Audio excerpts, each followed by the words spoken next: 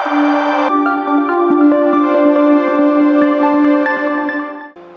against Raya. It's a good penalty. Son has scored. Tottenham 2 Arsenal. 손흥민 16호 골 슛하기 3초 전 돌발 행동 저것 때문에 알고도 못 막아 경악. 독일 매체의 칭찬.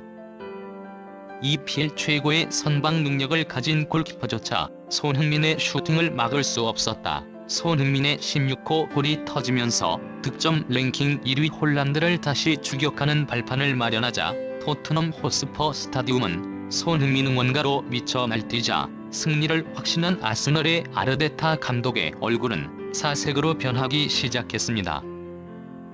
이 장면을 본 일부 전문가들은 손흥민은 상대 골키퍼가 자신이 어디로 찰지 알고 있다는 것을 확신하고 막을 테면 막아보라는 식으로 슈팅하는 자신감을 보였다라고 말하며 치열한 수싸움의 승리라고 극찬을 아끼지 않았습니다.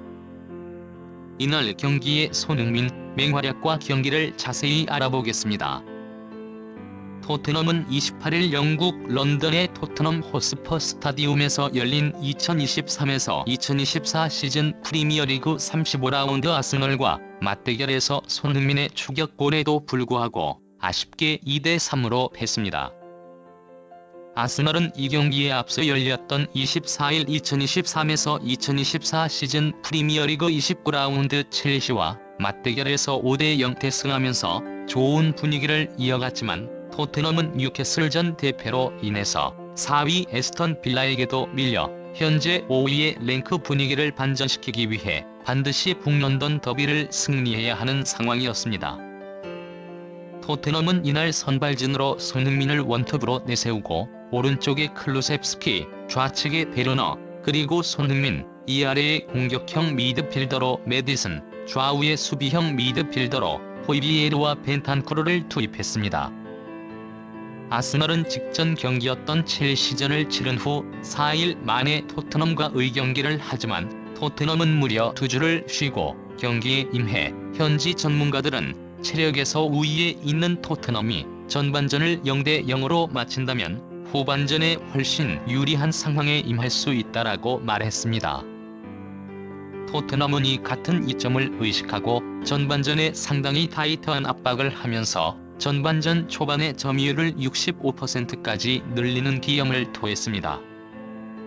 하지만 팽팽한 공 상황에서 아스널의 선제골이 터지면서 상황이 급격하게 변합니다.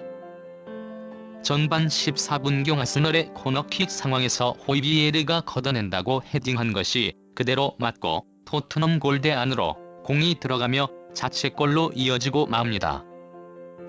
많은 축구 팬들은 10대 12로 경기하는 건 또 뭐냐? 라고 말하며 선발로 나와서 상대 골문이 아니라 토트넘 골문에 골을 넣는 호이비에르의 플레이가 어이가 없다라고 말하며 날선 반응을 보였습니다. 일부 전문가들은 토트넘은 이번 시즌 너무 많은 세트피스 실점을 당한다라고 말하며 포스테코글루의 전술 운영에 문제가 있다고 지적했습니다. 토트넘은 곧바로 반격에 나섰습니다. 전반 20분경 왼쪽에서 프리킥 찬스를 얻은 토트넘은 매디슨이 강하게 반대편 골대로 붙이자 파티와의 경합을 이겨낸 로메로가 헤딩 슛을 했지만 골대를 맞고 아쉽게 골로 연결되지 못합니다. 전반 21분경은 더욱 아쉬운 장면이 나오는데 토트넘의 세트피스 상황에서 공이 뒤쪽으로 흐르자 포로가 중거리 슈팅을 한 것이 굴절되면서 쇄도하는 반대변이 그대로 슈팅회 골로 연결됩니다. 그러나 포로가 슈팅하는 순간 반대변이 오프사이드 위치에 있어 골이 취소되고 맙니다. 이 장면을 본 일부 전문가들은 2013년 오프사이드 규정이 개정되면서 수비수 맞고 굴절되는 상황은 오프사이드 판정에 영향을 전혀 주지 않게 되었다. 슈팅하는 순간 동료들이 어디에 있는지가 중요하며 규정으로 적용했을 때 반더벤은 오프사이드라고 설명했습니다. 토트넘의 골이 취소되면서 다시 아스널로 경기 흐름이 넘어가자 전반 26분경 토트넘의 공격 상황에서 공을 끊어낸 아스널은 쇄도하는 사카에게 공을 연결해 사카가 그대로 토트넘 골대 안으로 공을 꽂아 넣어 순식간에 2골 차로 앞서 나갑니다.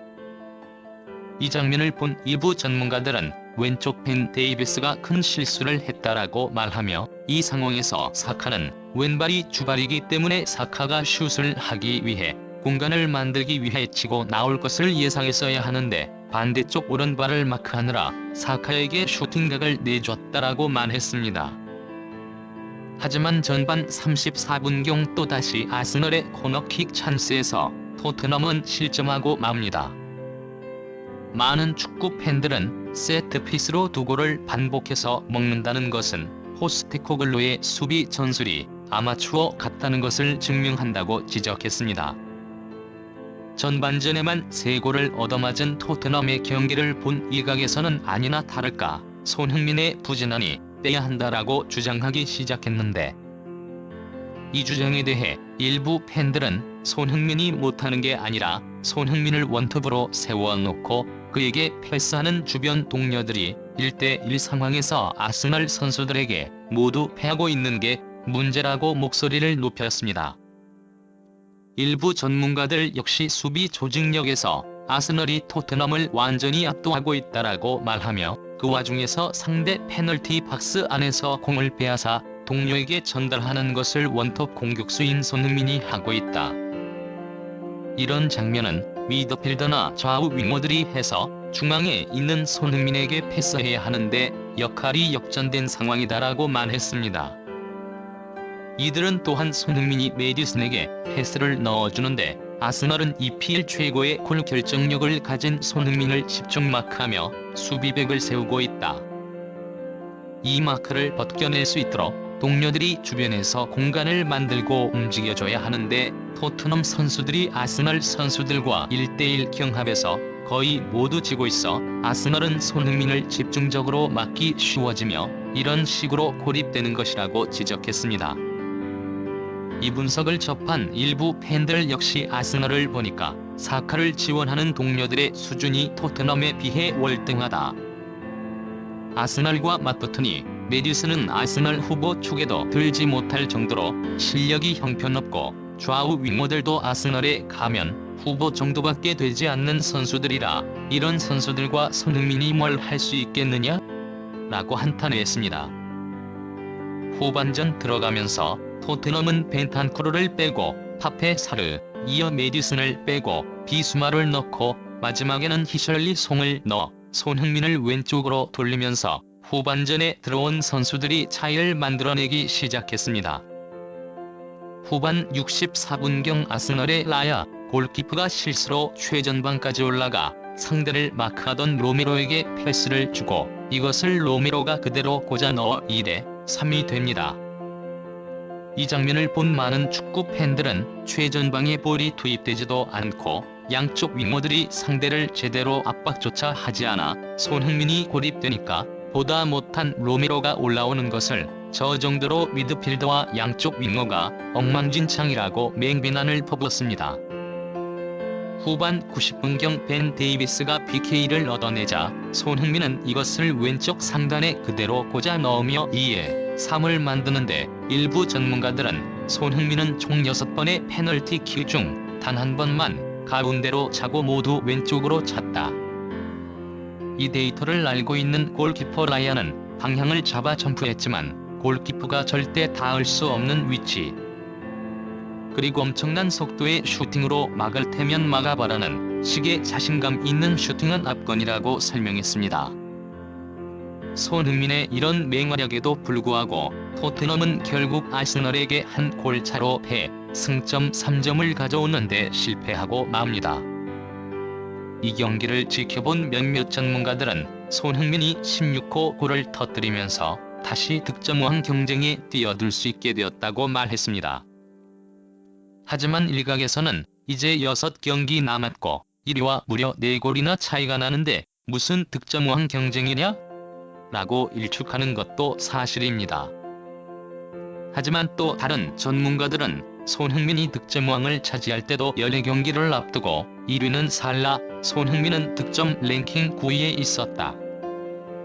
어느 누구도 손흥민이 득점왕을 차지할 것이다 예상한 사람은 없었지만 손흥민은 14경기에서 14골을 터뜨리며 극적으로 득점왕을 차지했다. 몰아넣기에 능하고 후반기에 강한 손흥민이 팀원들의 지원과 PK를 차도록 전술적 지원을 받는다면 누가 득점왕이 될지 알 수 없다라고 말해 또 다른 많은 팬들의 큰 공감을 얻었습니다.